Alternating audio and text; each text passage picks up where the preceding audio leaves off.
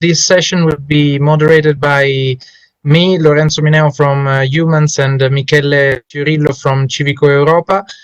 We was in touch with many organizations who already have been dealing with the issue of sortition and citizen assembly.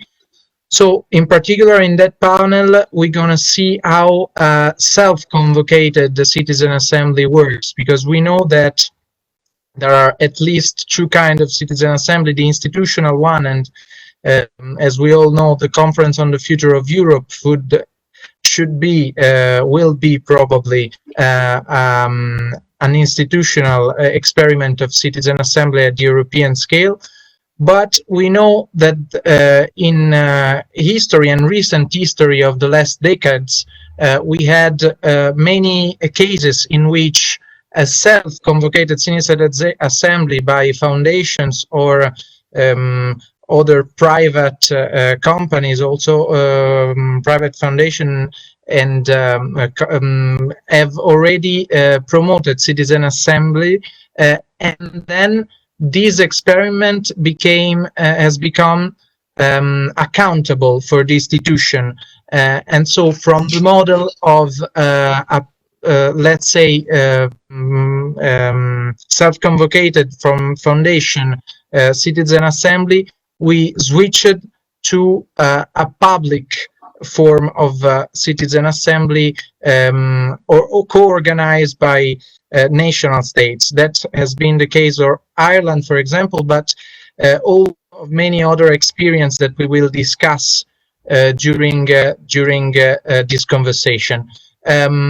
Michele Fiorillo helped me to invite all the attendees that are participating in this debate. Probably let me say that I thank a lot Michele, because he has invited most of you, so I will give him firstly the floor for a short introduction, and then we will start that debate by sharing all the experiences that we have on the table. Michele? Yes, can you hear me? Can you hear me? Hello? Yes, we can hear you. Okay, very good, because I had many problems of device today, precisely today. Okay, so first of all, thank you very much, you all, to be here with us, and thank you very much, Lorenzo, for the kindness and availability to organize this moment all together.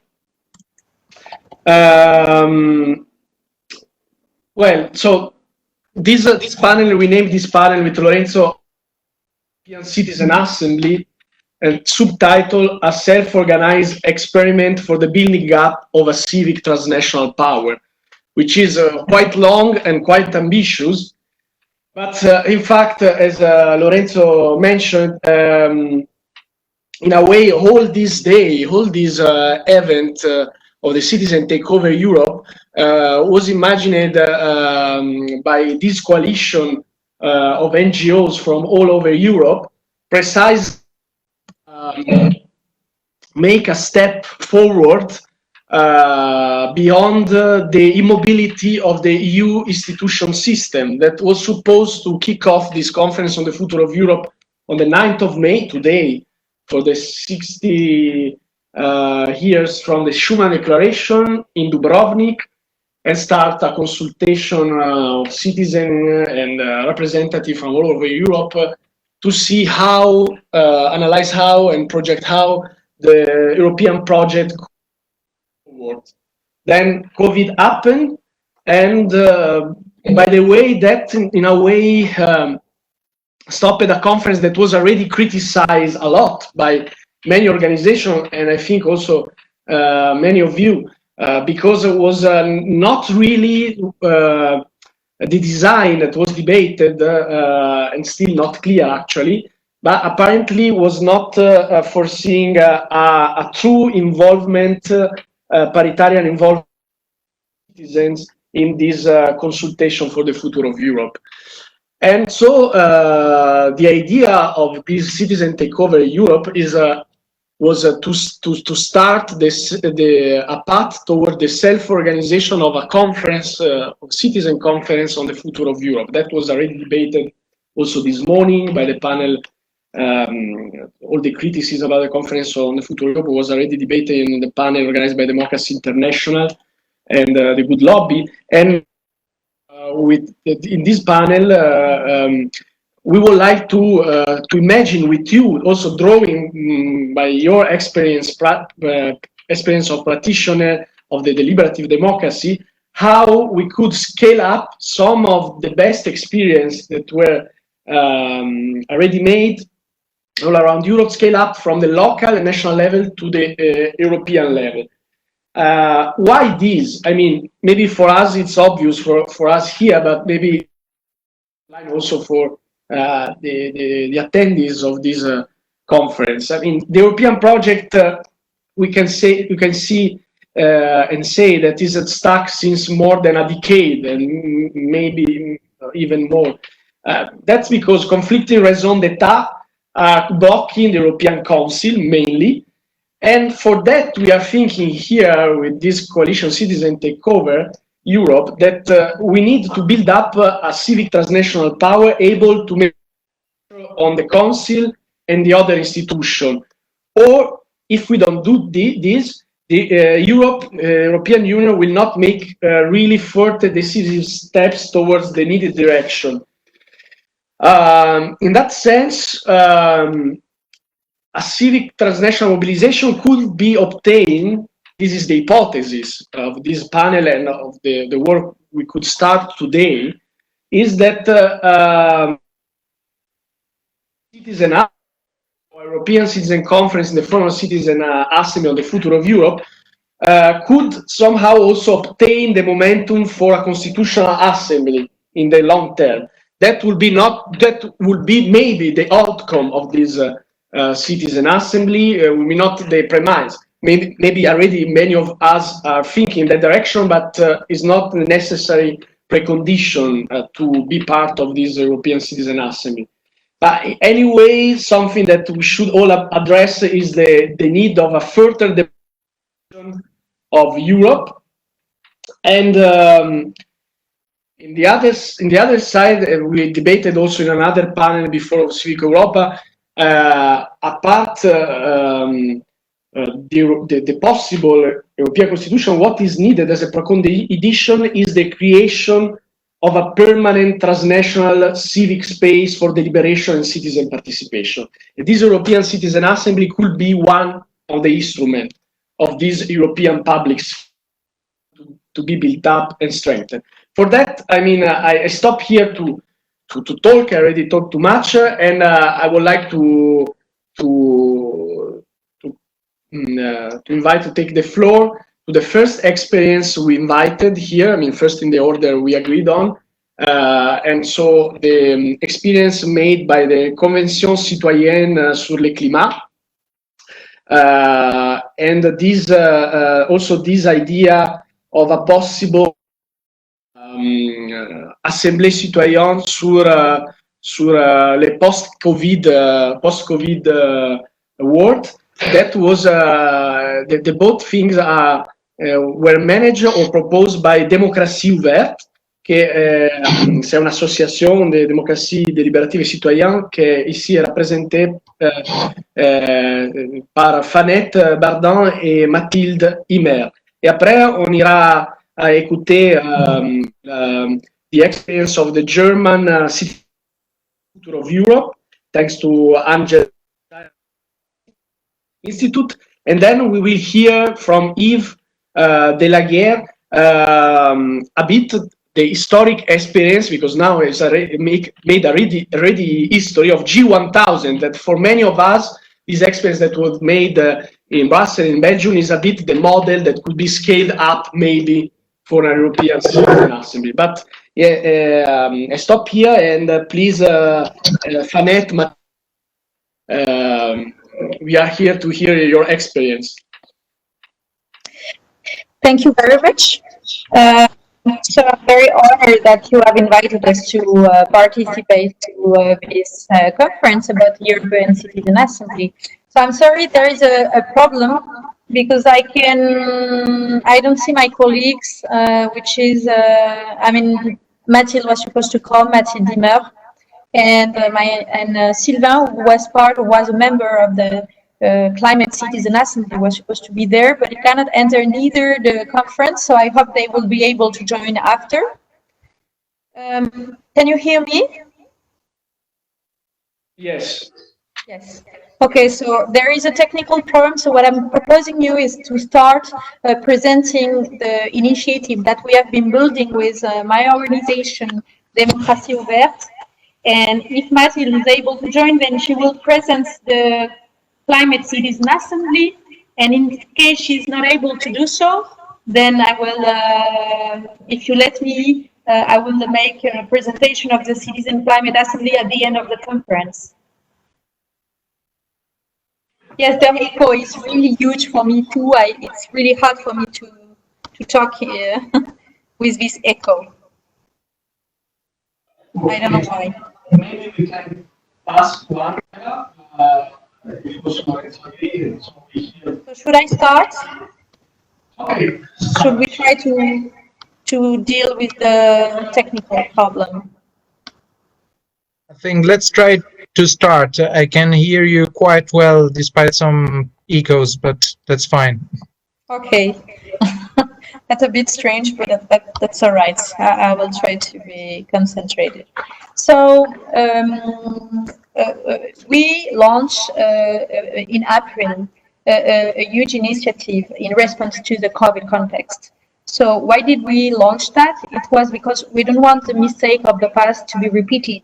If you remember, in 2008, during the financial crisis, a recovery plan had been decided without the citizens. Banks were saved without major compensation, the most polluting activity were revitalized, and equality avoided.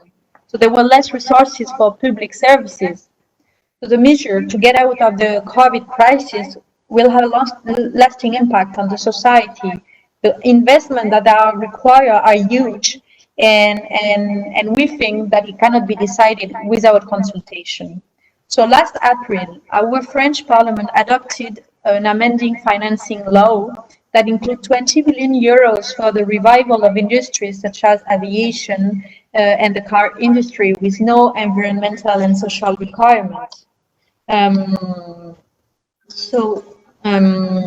What we did, can you hear it? Because really the effect is really strange.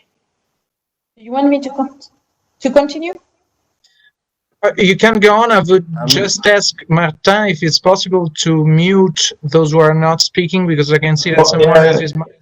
Okay. No, but that's not a problem. I've already checked that. So it's not the problem of someone not being muted. So I don't know. The only recommendation I have would be to come back. That Fanette would reconnect, but I don't know if that would help. I think this would be the only way. Is it possible that I would have two windows open? I think maybe it's because, but it's, I don't understand, because you came with two devices, but in the other one you're mute, so normally it should be working fine. Okay. I just can't identify the problem right now, but I'm trying to solve it. But I assume it's a device problem. I don't know. Okay, that's really strange. So I continue. So how we did that? We wrote an open letter to our President Macron, where we draw a democratic scenario. And this letter was signed by 500 elected representatives of important city deputies, civil society representatives, intellectual, media, business. And so what we are proposing is a democratic method so as to elaborate in the short term a sustainable and fair recovery plan, and in the medium term a kind of ambition transformation plan of the society. And the idea is to involve as broadly as possible the citizens, the territories, and civil society in building these plans in the short term and in the medium term. So the scenario, in a few words, there is a three-stage democratic scenario. The first stage is just listening to people, listening to citizens. So since the beginning of the lockdown, There have been a lot of initiative of online platforms that have emerged from NGO, deputies, union, to collect the point of view of an idea of the citizen about the COVID crisis, the experience of the lockdown, how they see the world of tomorrow, how they imagine the world after COVID. So a meta platform has been created to centralize data, and we have been defining the principle of open source for the data collected. And in addition, we have also recommended that from all this contribution, there will be a summarized, a kind of synthetic report that will be independent of the government. And the idea is that this synthesis report can feed the deliberation that will be organized at the second stage and the first stage. So on the second stage scenario is at the medium term, which means spring and summer 2020. So first, there is the local level, because we think it's key. We need to start from the territory as close as possible from the citizen to design a fair and sustainable recovery plan. So what we propose is simple, is to set up local transition factories, which will gather associations, citizen collective, company, researcher, local elective representative, or simple citizen. And the mission of these factories will be to define recovery measures to fit the recovery plan on a national level. And our role as Démocratie Ouverte will be to define clear methodological red lines. At the national level, what we propose is the launching of a national council, what we call national launching from transition. So what we want is that this council would have a hybrid composition with NGO, union, businesses, elected officials, citizens, and its plan will be to define the recovery plan, but at a national level. And many organizations are already voicing their willingness to organize such a council and are asking the president to do so. And us, as Démocratie Ouverte, what we are defending is to give a full place to the citizen voice in this council. And we defend that they would have a place among the intermediary bodies. Then the first stage scenario, it's for fall and winter 2020. We are asking to organize a citizen assembly that we call the Citizen Assembly for the Future. The mission of the Citizen Assembly would be to define the principle of a transformation plan of the country, with a view of building a more fairer and resilient society, taking into account environmental and social issues. So we propose that this assembly would be made up entirely of citizens that will be drawn up by lot. Actually, it will be the same that we did with the Climate Citizen Assembly. There will be many auditions of elected representatives, associations, businesses, research, and academic that will be organized. So what we want, which is different from the Climate Citizen Assembly that we have been organizing, is that we want the Citizen Assembly to have a legal existence, because we want to have a guarantee of its legitimacy and that there will be political outlet for the proposal of this assembly. And in the longer term, what we are requesting to the government is that this Assembly of the Future will be ratified by a constitutional reform, and that this assembly would have a real binding role in the legislative process on all matters relating to life and all the long-term issues. And so also in this plan, what we are proposing is to decline the citizen assembly at the regional level and the departmental level. So here we are trying to discuss this with the government to set up this three-step democratic process. We have already started to implement that at the local level. So we already have some territories that have prepared recovery and transformation plan with citizens. Other organizations are also working to set up this national council for the transition. So our plan is to make that with the government, because we did exactly the same with the Climate Citizen Assembly. But if we have no answer from the government, then we will do without the government. So what we are also doing is that we are working on an alternative scenario. And so we're discussing about a national council with other organizations. We are discussing also with the citizen assembly that we would do without the government. So here we are. So at the summary, the outline of the scenario is 3 steps: large consultation for the online platform, deliberation with intermediary body on a recovery plan, citizen assembly to think the world of tomorrow, each step feeding the subsequent step. There are two levels, the local level and the national level, the local level feeding the national level. And there are two scenarios, with the government and without the governments. And so we thought and we understood that our initiative could be an inspiration for a European country or for Europe. We also want to establish for the Citizen Assembly recommendation at the European level.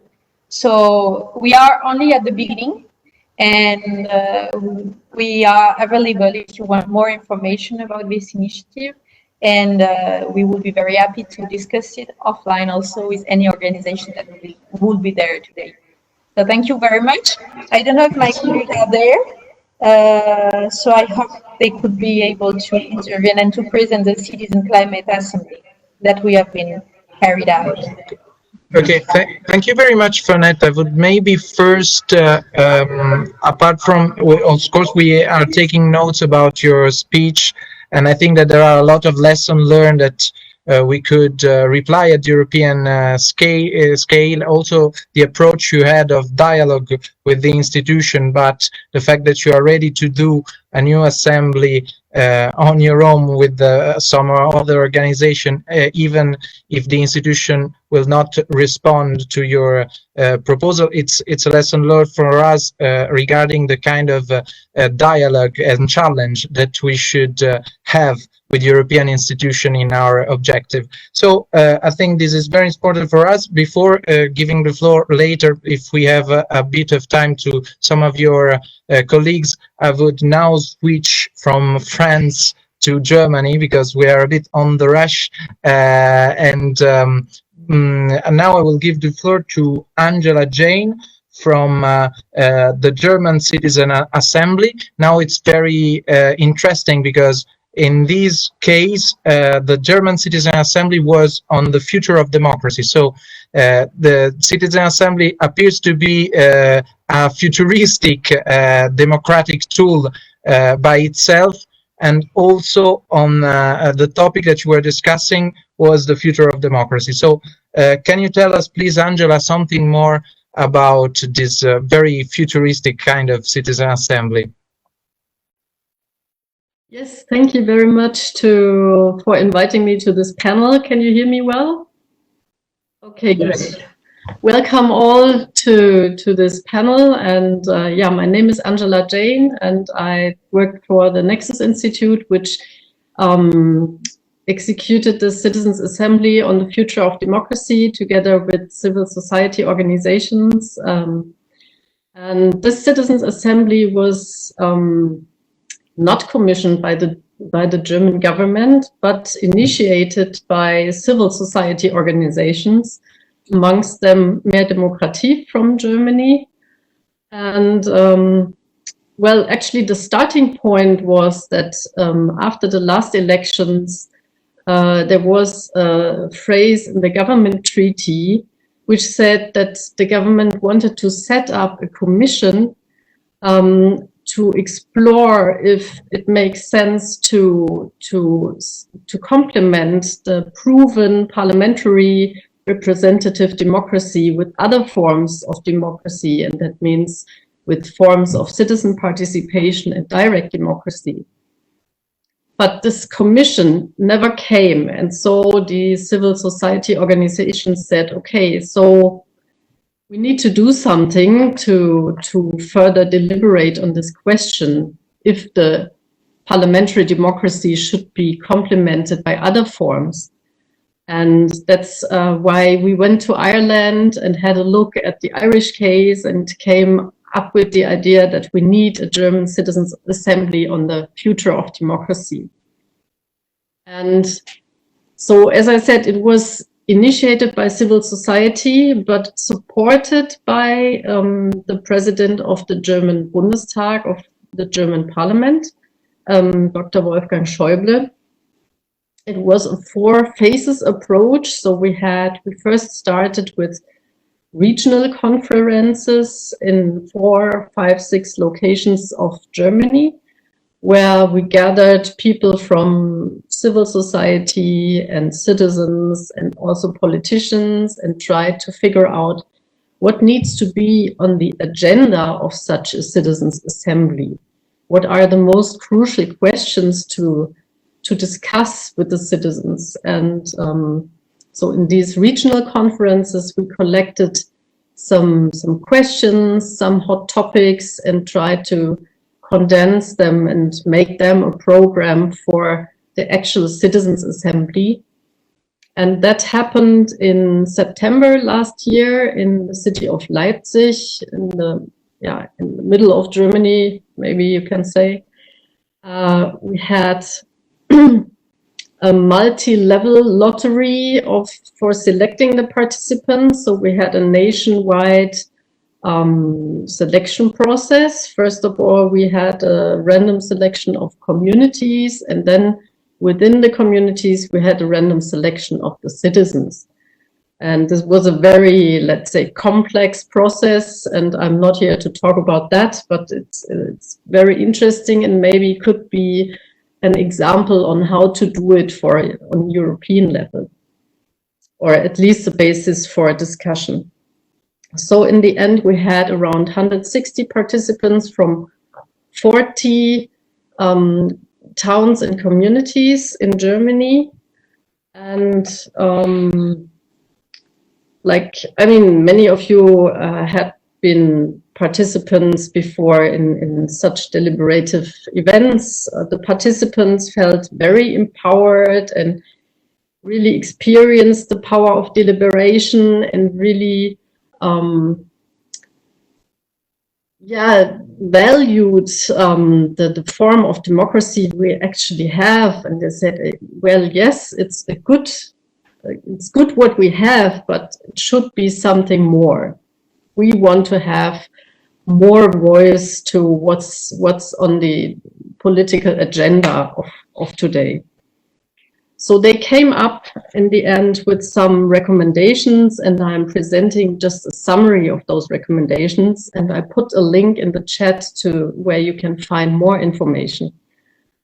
So they came up with the following recommendations. First of all, they said, complement parliamentary representative democracy by further elements of citizen participation in direct democracy. So they supported this idea that citizen participation in direct democracy should be somehow incorporated in the parliamentary system.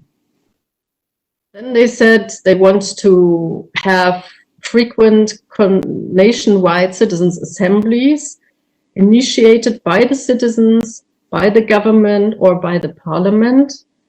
And they also said they should be chosen at random. So the sample should be chosen at random, because then you have the maximum variety of views and perspectives on the table.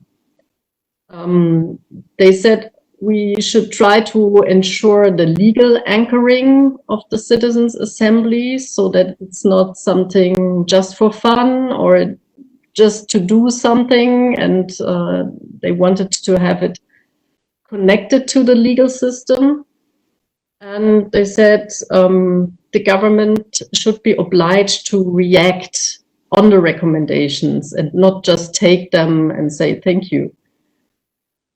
Another recommendation was the creation of a state-funded, politically independent body that coordinates, implements, and informs about citizens' participation in direct democratic procedures nationwide. So like a contact point which coordinates activities which happen on national level. Of course, this should be also state-funded, not only state-funded, also third-party funded, but of course, citizens or citizens' initiatives cannot just fund this themselves. And they also said these forms of participation should include online options. Another recommendation was that citizens should be able to initiate a referendum on the national level. In Germany, we don't have referenda on the national level. That's for historic reasons, but the people who participated said, okay, it makes sense to have referenda on the national level, but there should be also the right to take back the decision if something new is coming up. And last but not least, there was the idea to have a lobby register on the national level to know which, like, how much is the influence of industries or lobbyists to politics. So there's a variety of recommendations, and I invite you to have a look at them at the website. We had a handover event to the president of the German Bundestag, Mr. Wolfgang Schäuble, and he was really fan of the process and also of the recommendations.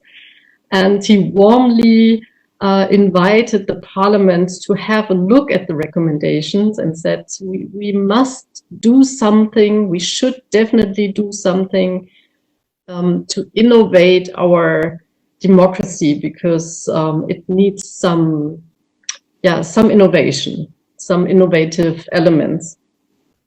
Along with this, we also had an art event. We had an aerial art with a nice picture that's very good for press purposes, for media coverage, very important as well. And I would say what's important for initiating something on the European level is to work with and not against the EU institutions, to have a clear mandate, have a topic that can be decided on the European level and not on the national level. So something that really links up to the EU level.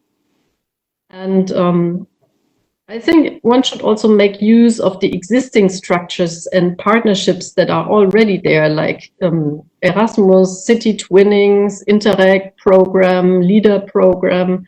There's a lot of things going on and one should make use of them. Thank you very much and happy for the next discussion. Thank you very much, Angela, for all sharing with us all this information. Of course, they are very useful also for our project. We'll now give the floor to our friend Brett Hening from the Sortition Foundation, who will share the British experience. Brett, of course, your foundation had have been involved in a lot of experience of citizen assembly. I won't ask you to recap all of these, but maybe the last one, which is very significant, of the last month regarding climate change in UK. So it's interesting to see how you chose a topic that was at the center of the public debate as climate change, in the same way of which maybe the recovery from the COVID-19 is at the center of the debate now. It should be at the center of a potential citizen assembly. Brett, can I ask you to reply in about 5 minutes, because we have many more panelists and that would like to speak also. Certainly. I'll try to be very quick. Hello, everyone. Thanks again. Nice to see lots of familiar faces and a few new ones as well. Yes, I'm from the Sortition Foundation. We're part of the co-organisers of the UK Climate Assembly. We've also worked for the Scottish Government, the Welsh Assembly. We're also organising a citizens' assembly here in Budapest in Hungary, where I actually live, on climate change as well. And we've also supported groups in Belgium, Denmark, Switzerland, the US and Australia to run citizens' assemblies, etc.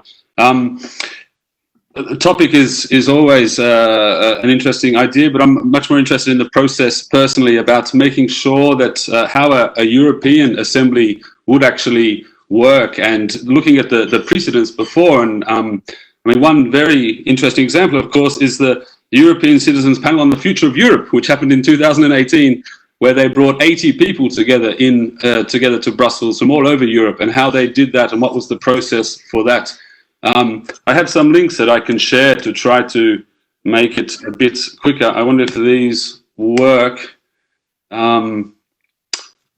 If people can see those links in there, there is the European Citizens Panel on the Future of Europe, which had 80 people. Of course, James Fishkin did a European citizens deliberative poll with 362 Europeans all brought together into Brussels in 2007. So that was another very interesting example. There's also been some bring together the brains or the minds, meeting of the minds it was called, to talk about brain science at EU level. And that was another model again, where they held citizens' assemblies at national level and then brought people together for a final weekend. So there are lots of existing models out there to learn from and to build on if you want to try to create the European level. There's also a link that I threw in there, if those links have worked, that the OECD is now currently doing a big study on deliberative events all across the world, and that should be released very shortly. And they are including standards on essential standards for deliberative mini-publics. For example, that it should be random selection, they should be stratified to be representative, you need time and information. Like, it's better to have more time and less people than more people and less time for any given budget, of course, because you want to be able to go into depth into these discussions, that they're empowered. That's the trickiest thing with all of these citizens' assembly, I think, is connecting them to political power. And that is always, in every citizens' assembly, I think, the most difficult. France is amazing. Of course, the French example where Macron at the outset said he would bring the results to Parliament is also very impressive. Mats and Goen in Poland is doing great work where they are connecting their assemblies to power explicitly. And this is where a lot of them fall down, I think. That's really, I think, all I will say, other than there's lots of things that have happened that we should build on, that people should be aware of. And of course, Yves, if he speaks next about what's happening in Belgium, is also very exciting. And the idea to try to institutionalize this, instead of having an ad hoc assembly here, an ad hoc assembly there, but to make it a permanent institutional feature of European democracy and national democracy, I think is the ultimate aim. And I fully support everyone in doing that. And I will keep very brief and finish there. Thanks. No, thank you, Brett, but it would be a pleasure if you can stay with us until the end of the panel, because maybe we will have some feedbacks and questions, because you said a lot of interesting new things for us. So I'd like now to give, we will have still two speech, one from Simona Bussi from Extinction Rebellion, and the other will be from Magali Plovie, who's the president of the francophone parliament in Brussels. This last speech will be a bit surprise, because it will be in French, so we will have we will switch to another language for some minutes. Interesting. And so but first I would like to give the floor to Simona Bussi. Simona, you are an activist from Extinction Rebellion, actually, and we know that Extinction Rebellion is one of the most popular at the moment transnational movement who has this ambition of being a transnational, and your movement is also very involved in the idea of citizen assembly.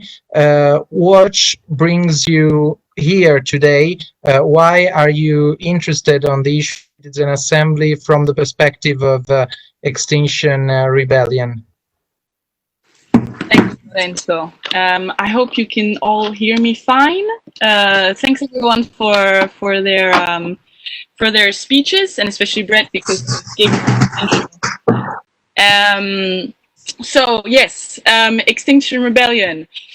Its third demand is precisely on citizens' assemblies, because maybe other environmental movements, Extinction Rebellion doesn't attempt to bring forward solutions or say what we should do about the climate and ecological emergency.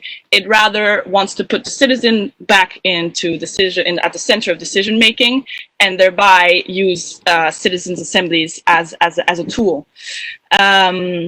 So what has so it's key to say that Extinction Rebellion doesn't want to organize these citizens' assemblies. Like, it asks specifically for an independent advisory board that can control them. It has no intention to lead them in any way. On the contrary, it wants to give it space to people that can do it and that are expert, just like the Sortition Foundation. And it rather uses non-violent disobedience to then bring about the citizen assembly, which is what happened in the UK, where XR was the principal pressure on the government that then brought about this citizen assembly that Brett was just talking about on climate change. So to keep it brief, what has been happening in the last few months of lockdown? I think the position of XR, at least my position, and I can speak for my group in Milan, is definitely to start growing the citizen assembly awareness. I think in many ways we are still in a little bit of a bubble, and so the idea is to start models of citizen assemblies. We call them like other models, so for example people's assemblies or even work cafes, like different models of deliberative democracy that can then kind of change our participation to politics, because so many people, so many of us are completely outside of politics. So the idea is to kind of nurture the soil before, which can then legitimize the process of citizen assemblies. So in the last few months, obviously the online world has completely exploded, and so has community building, right? So the idea has been to again nurture this take advantage rather of this situation, and grow the movement of citizen assemblies, of people's assemblies. There is actually as well an EU-wide effort, parts of that's started by XR members, where they've written up a proposal to present to MEPs and to the Commission. So if I'm not wrong, Jacob from XR is also with us here today. So if we want to expand on that, he can definitely answer questions better than I can, because he's part of this working group that aims to bring about these citizens' assemblies at European level. So I don't want to take too much time. But yes, to conclude, I think the idea is definitely to legitimize the process of citizen assemblies before bringing it forward, because if it's not known or if it's not recognized by most people, then it won't be seen as a legitimate and trustworthy process. Yes, I think I'll close for now. Obviously, if there's questions, we can elaborate them later.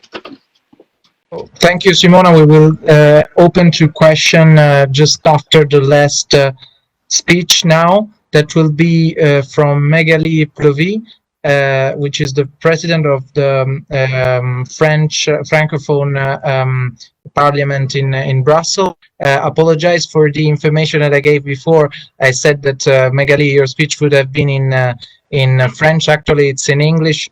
Sorry, it must have been an overlap of information with my colleague Michele. But Magali, the floor is yours, and then we will have time for a couple of questions from the discussant. Yes, do you hear me? It's okay? Okay, I try to speak. It's the first time I give a presentation in English, so I beg your pardon for some possible error and my very French accent. Okay, it's been a journey of a few years to launch these deliberative committees. There was a legislative proposal in 2017, and we waited until December 2019 to reform the parliamentary rules and integrate the deliberative committees in our organization. For the past few months, it's been part of our internal procedure. It's interesting to know that this reform was voted in thanks to the support not only of the majority, but also of the opposition parties. I think you know the main characteristic of the committee. The first one is the mix between. Magali, sorry, I'm very sorry to interrupt. Could you try to speak closer to the microphone? Okay, I try. Maybe like that. Maybe it's a bit easier. Better. Yeah, let's try. Sorry. So the first characteristic is the mix between the Irish Constitutional Convention model and the Belgian model. In the ICC model, there is a mix between member of parliament and randomly selected citizens. And in the Belgian model, they have a permanent integration of citizens' participation in the internal proceeding of parliament. And so in Brussels, we have both. Second characteristic is a parliamentary initiative. The third, citizens can decide on the agenda of the session, and citizens will be paid for their participation. It's a symbolic amount, but it's very important because it will allow the people far from participation to part of it. Fourth characteristic, to tackle the constitutional constraints to citizen participation, we are implementing some alternative mechanism. For example, when it comes to voting, while decisional power is exclusively in the hand of the MPs, we ask MPs to motivate their choice if it's going against the citizens' vote. So, transparency and motivation during all processes compensate the imbalance due to the Constitution. The fifth characteristic is the process in four phases. The first phase is selection of topics. 1,000 citizens can directly submit a citizen's suggestion. 100 citizens can propose a topic which will be published on the Parliament's website. And when this proposition reaches 1,000 signatures, the Parliament considers the suggestion. The suggestion can be validated by the Parliament or refused, with motivation in the later case. The Parliament can also decide a topic itself. The second phase is the constitution of the deliberative committees. 1/4 MPs and 3/4 citizens. The selection proceeds in two stages. The first stage, citizens are randomly selected amongst the population of the region of Brussels that meets these four criteria. Be residents, be more 16, enjoy political rights, and not be MP, minister, and local politician. In the second stage, 45 citizens are drawn from those who responded positively to the first stage. And to create a balanced group, the selection is based on criteria such as gender and socio-demographic consideration. The third phase is the different moment of the deliberative committee. First, information with contribution from experts proposed by the member of a committee. Second is deliberation between citizens and MPs in small groups. And third, proposal of recommendation. The fourth phase is the follow-up. Follow-up is provided by the MPs of the Permanent Commission within 6 months of recommendation being issued. We try currently to have an agreement with the executive for follow-up also by the government. We'll see. Our main focus is inclusion by targeting for citizen groups with dedicated actions. Young people, we send them a focus letter when they are selected and provide coaching at the beginning of the process. Vulnerable people, for the whole duration, we offer ad hoc coaching to give them the confidence to participate in the debate and enable them to take the time with the necessary support to truly own the information. People living with a disability, we offer support tailored to their needs, and families, we run free workshops for children. The whole process will be followed by a scientific group composed of experts on participatory democracy and on the thematic of deliberative committees, as well as by some members of the administration of Parliament. They will evaluate the process in 2 years to improve it. Voilà, thanks for your attention. I'm happy to answer your question, but I have to leave at 7 p.m., so sorry. But I'll try to stay more time. Thanks. Yeah. No, thank you very much. Actually, thank you very much, Magali, for being with us. And in theory, we were supposed to finish at 7 o'clock, but I hope we will have some more time for more question. I will now give the floor to Michele, who will lead the debate between discussants and all the questions. Yes, thank you.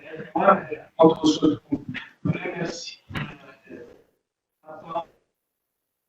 Contact avec Démocratie Ouverte.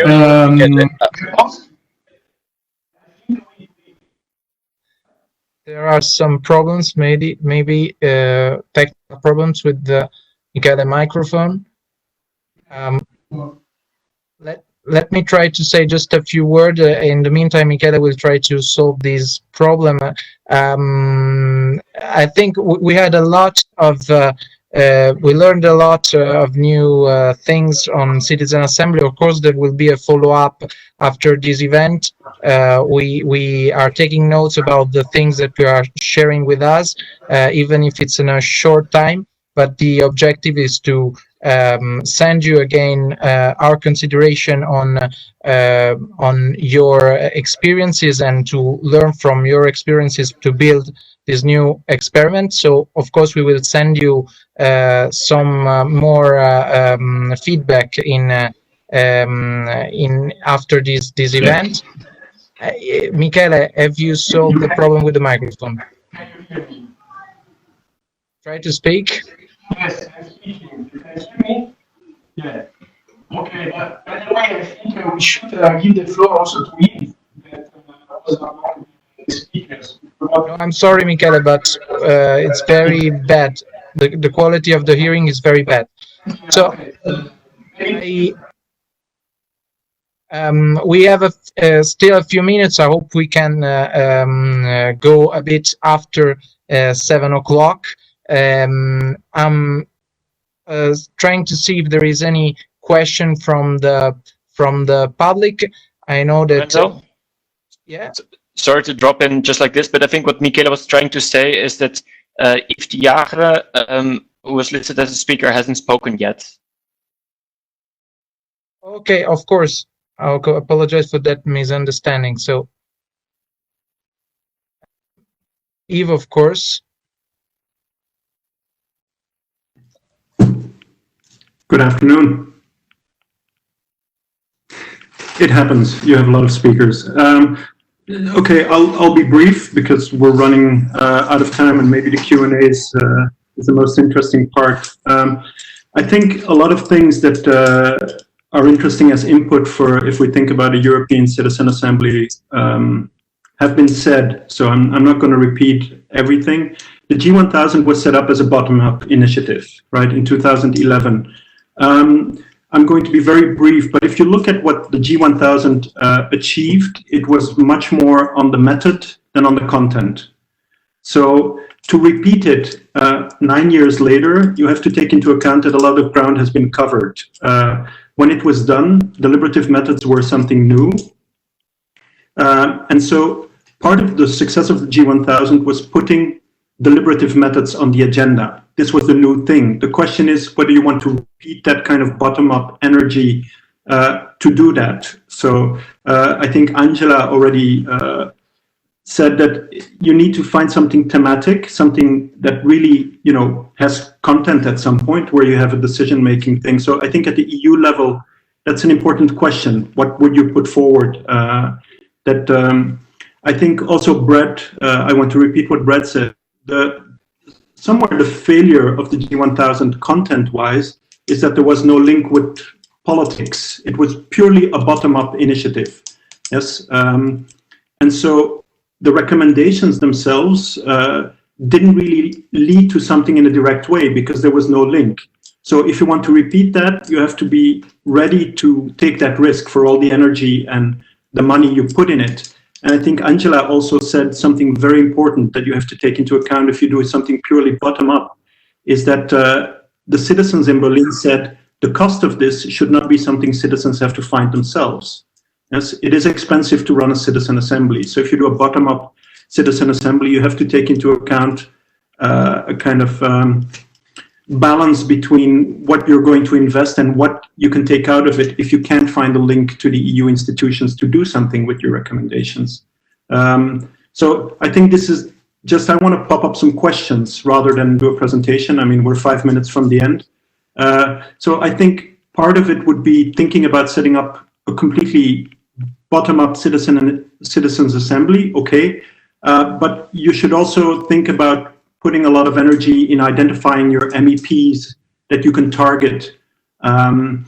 Even your politicians at the national level that could feed into the council, your own political parties, pressure them I mean, it would be much more successful if, like in France, like in Ireland, like in Ostbelgium, like Magali, who is here present, you have somebody on the political level saying, I believe in this, and we will do something with what comes out of this. So I think a lot of energy and costs go into running a citizen assembly. So one of the lessons I want to give you from the original G1000, and Jonathan Moskovich, present here, was one of the people working for it. He can testify. It takes a lot of energies, a lot of evenings, and it took almost €500,000 just to run a one-day process in Belgium. Yeah, so think about, I think, Convention Citoyenne is close to €5 million. So doing something like that bottom up on a European level would be very costly. And if you really want to go for it, go for it. But if you can pressure your MEPs, your own politicians to believe in this, I think it would be much more fruitful and it will lead to something. A final thing that also Angela said with her artwork that I want to kind of, is communication is very important. So I would also find your journalists that you can get interested in this. So, you know, I'm just trying to find some things that haven't been said. Try to find journalists so they know what a good process is. As Brett has talked about the OECD, you know, many journalists don't know what deliberative democracy is, and they can be very naive in this. So a politician running a bad process can convince a journalist they're inviting citizens at the table when they are not. So also kind of thinking about prepping some of your journalists to ask good questions and to push your politicians a bit on that, you know, empty claim sometimes. And I'm not looking at Magali, that's the good example here, but some participation is, you know, symbolic. And so we have some good examples there, but some journalists can't really distinguish between the good examples and so not only pressure your politicians, but also the people communication. So that there is some capacity building on this topic. This is, I think, the new step we really need to take. 2011 was bottom up and really making it present. I think now it is, what is a good process? You know, pushing the boundaries and the engagements of the politicians, not just doing it for, you know, some future we will maybe listen to you, yes, thing. No, it needs to lead to something. So I think that's the boundaries we need to push. Okay, that's my brief 3 minutes for you guys. Okay, thank you for having me. Okay. No, thank you very much, Yves. Actually, it's been a very precious intervention, and thank you for your synthesis of all this. Actually, I thought you were with us just for Q&A, but it's been very precious to receive all this feedback. So I apologize if before I didn't introduce you as a panelist. So that's fine. Anyway, we learned a lot, I think, and I don't know if Michele has some further considerations and he solved his acoustic problem. Oh, not really, I think. So I would let's to the discussion with the discussants, as we call. We invited Nicola Milanese from European Alternatives, Jonathan Moskovich, that was the former coordinator of G1000 and now advisor to the Parliament, and ask the Berg, Michele, I'm afraid we cannot hear you very well, but I can understand that you are trying to say that we should move to the discussant. So if there is any consideration, I can see also someone who want to say something from the chat. But before these, if someone like Martin, Nicolò, or someone of the discussants has any consideration on what we said until now, please, now is your moment.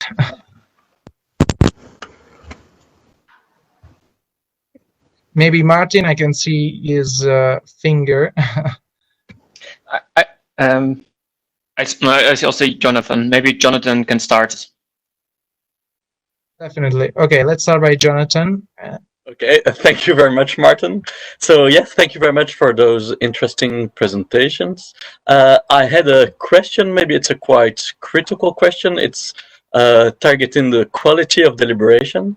So when it comes to deliberative democracy, one of the main, probably the key pillar with information, deliberation, and randomly selection is the inclusion of citizens far from participation. So I mean, they are the one you want to target especially because they are the furthest of the traditional political engagement. And this is probably even more the case on a transnational level. Although my impression is that so far, but I might be wrong, when it comes to European deliberative initiatives, the inclusion lies rather on the transnational aspect, which means the participation of European citizens on a national level. So you have a fair representation of citizens from different member states, more on that than on the real inclusion issue. I mean, so people far from participation, and that's not always covered. We all know that only random selection without specific proactive measures for inclusion are very the participation of highly educated people. So here's my question. How do we shift the European deliberative paradigm by focusing either on socio-demographical aspects than exclusively on the representation of citizens from different member states? Thank you very much.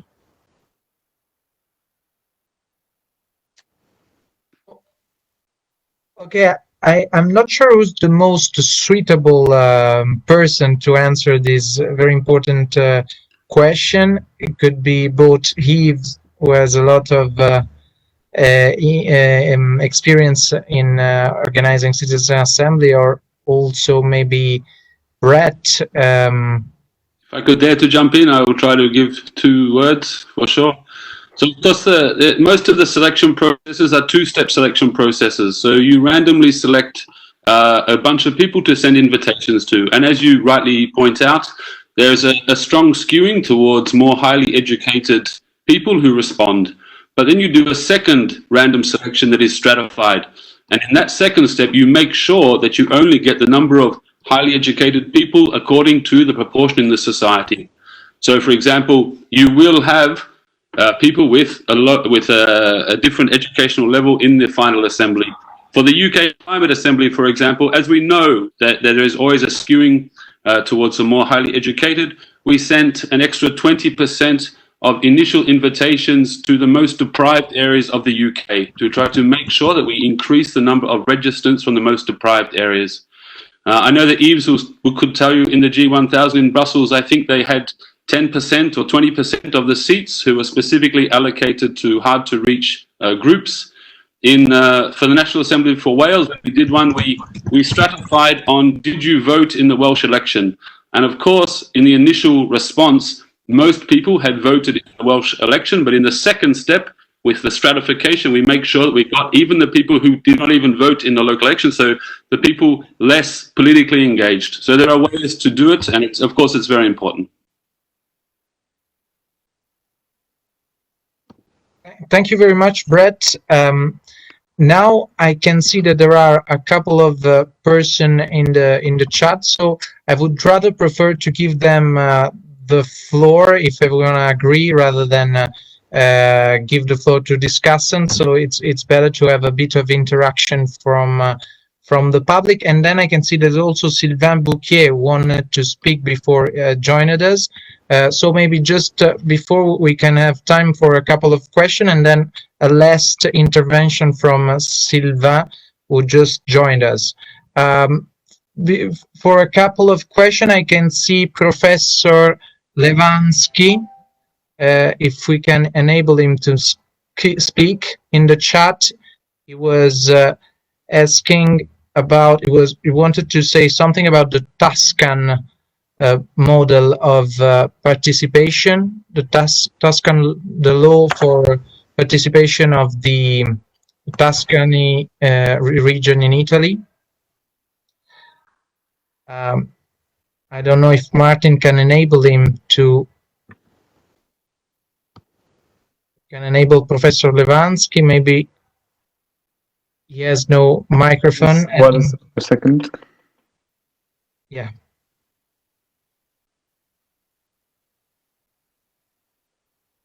And also the next one could be Magali, who wanted to add something to Brett's considerations.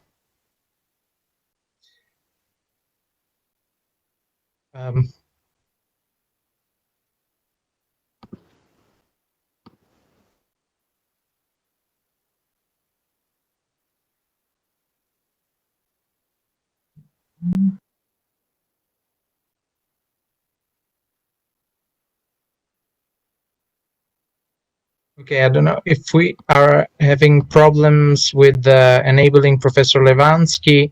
We can maybe first go to Magali, who had some further considerations regarding Brett's description. Yes, no, it's just to about the inclusion.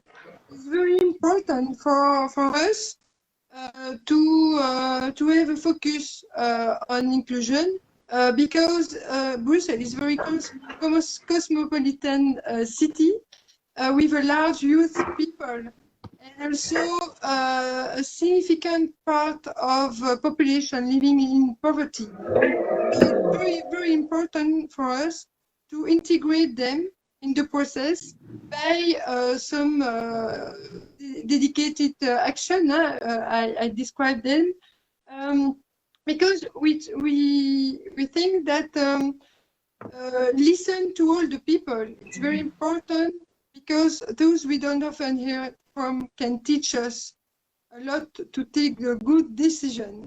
So I think Brussels is a mirror of Europe. So it's very, very important to implement, to integrate this dimension in our reflection for Europe. That's all. Professor Lewansky is here, sorry. Hear me? Hello? Okay. Hello, everybody. Thank you. It's very interesting to listen to all these interesting experiences. I'd just like to chip in two examples. One was global that I don't hear often mentioning. It was in 2009 when the Danish Board of Technology did the first global deliberative process on climate change. It was called Worldwide Views on Global Warming. It was 36 countries on the same day. We organized it here in Bologna for Italy. On the other end of the spectrum, the Tuscany region in 2007 institutionalized deliberative participation with the law, and it provided funding, an aspect that was mentioned before. And we had 700,000 euro per year to fund local participatory processes. So these are two experiences that have some interest. I'd also like to chip in one remark.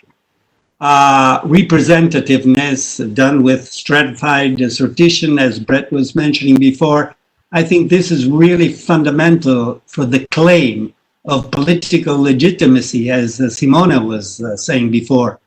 We need to stress this. It's a different criteria, parameter, vis-a-vis representation on which democracy is presently based. Representativeness of the various social groups, strata, as you were mentioning before. So these are my just quick mentions. Thank you very much. Thank you, Rodolfo, for sharing with us all of this. And maybe we can go to Sylvain, but he's asking me to speak in French. I hope it will be fine for the audience. Hello, everybody. Do you hear me? It's okay. It's okay. So I'm sorry, but I'm a guest, last-minute guest. So I'm gonna speak in French because my English is not very good for the discussions about the Convention citoyenne and on all the different terms you have about democracy and this kind of stuff. So if it's okay, I'm gonna do it in French, and we can talk after in English. Yeah, I propose to translate it live in the chat if you don't mind. That's okay, I can do this. So, donc, my name is Sylvain Burtier, je travaille dans le marketing et la communication à Paris. Et j'ai été contacté donc pour participer à la Convention citoyenne pour le climat qui se tient à Paris depuis le mois d'octobre de l'année dernière. La Convention citoyenne pour le climat, c'est une initiative qui a été montée à la suite de la crise des Gilets jaunes par le président Macron qui a, avec des échanges avec des personnes comme Mathilde qui n'a pas pu nous rejoindre techniquement, ont souhaité monter proposer ça au président qui a souhaité mettre en place une convention citoyenne suite à cette crise autour de la taxe carbone, etc. Et donner la possibilité aux citoyens de s'exprimer. Un tirage au sort de 150 personnes a réuni donc une mini-France représentative.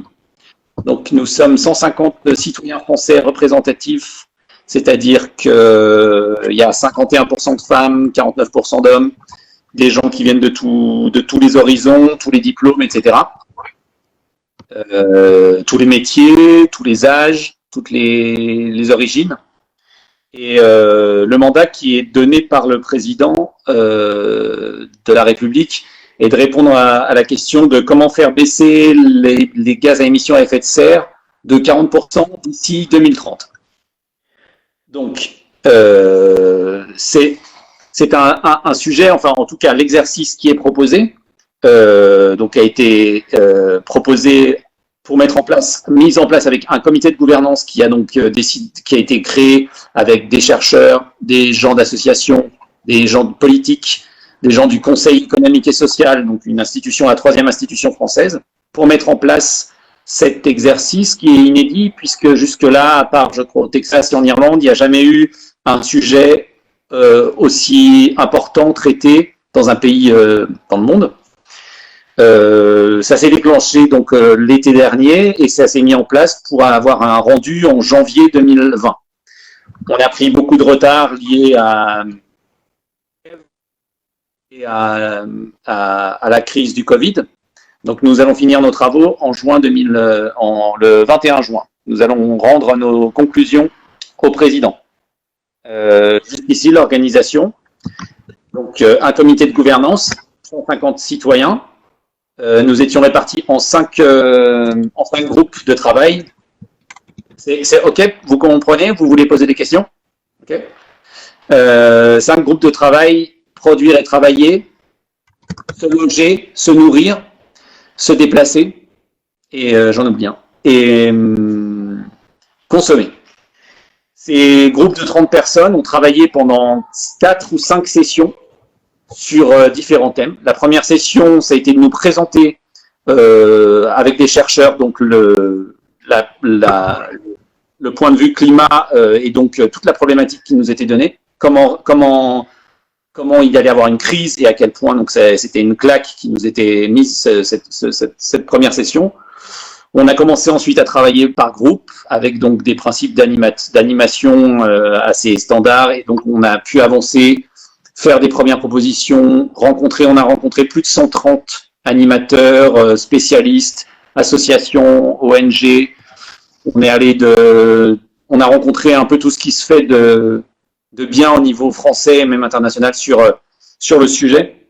de Nicolas Hulot à la ministre de la Transition, les patrons de grandes entreprises, des patrons d'ONG, des syndicats. Plus de 130 personnes ont été auditionnées et on travaille en groupe comme ça pendant 5 sessions. On fait une sorte de brainstorm permanent. On réunit nos travaux et on avance comme ça jusqu'en mars dernier, avec des sujets forts qui reviennent de plus en plus dans des thématiques diverses. Et on a affiné plus de 100 propositions, même 150, et on a 150 propositions. Et au mois de mars, on en était à avoir ces propositions jusqu'à ce que la crise du Covid arrête tous nos travaux. On a donc fait une pause et on a fait début avril une réunion en ligne de 180 personnes en convention et ça marchait très bien. Et on a fait pour pouvoir proposer au gouvernement des propositions de sortie de crise qui ont été publiées il y a quelques semaines, qui seront nous permettent d'adapter notre discours à la sortie de crise de Covid. Qu'est-ce que je peux dire autrement? Donc, en termes d'organisation, le comité de gouvernance, moi j'ai fait partie du comité de gouvernance, tout est tiré au sort. Au départ, même les places dans l'hémicycle sont tirées au sort. Moi j'ai été tiré au sort au comité de gouvernance, donc à chaque session, deux citoyens siègent au comité de gouvernance, donc là on voit le fonctionnement. Et puis autrement, il y a en termes d'expérience humaine et d'intelligence collective, c'était vraiment une expérience complètement bouleversante, je pense, pour énormément de gens qui sont mis à on a organisé il y a énormément de choses qui se passent hors de la convention. Moi, j'ai fait des climapéros, enfin, on appelait ça comme ça. On avait monté au départ, c'était juste pour voir. Okay, I'm sorry to interrupt you, Sylvain. I'm afraid on peut pas rentrer autant dans le détail. We cannot enter that much in detail, but it's very interesting to learn all these. I will try to go to the conclusion because we have only a few minutes. I don't know if anyone has a final comment of synthesis for all that. If not, I will try to do it.